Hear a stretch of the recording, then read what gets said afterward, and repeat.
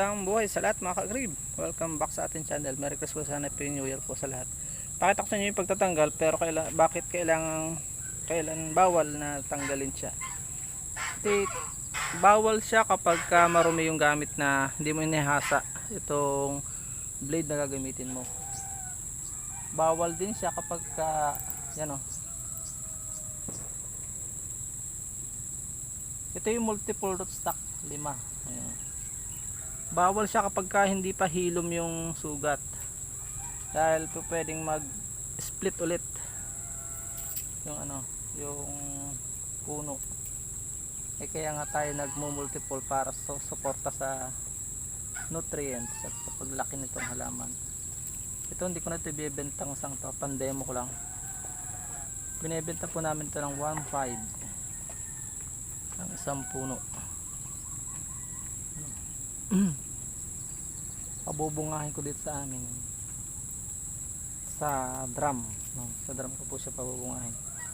Ayan o. Ha? Ayan.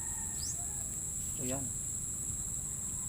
Dahil may infection po siya, no? Yun lang naman yung bawal.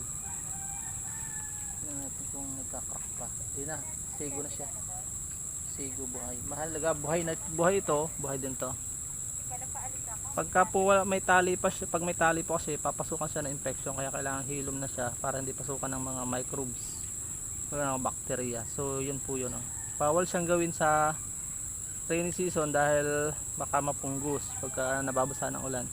Kailangan siya ay dry season o summer mo siya gagawin. Yun yung mga bawal. Yun po. Bawal siyang galawin eh. Pagka bawal din po siya pag yung katatravel tapos tatanggalin nyo agad pagkadating. Huwag po, sapagkat may stress siya, nagre-recover pa po siya sa stress. Yun lang. Naway may natutunan kayo sa maiksi natin vlog. Hindi tayong papahaba ng mga video. Basta mayroon na kaunting natutunan, okay na yun. At mainipin mga viewers. Paalam and God bless. Please support all Filipino vlogs. Punta natin sa mundang kakasapang lahing Pilipino. Bye bye and God bless po. Merry Christmas and Happy New Year po muli sa lahat. Bye bye po.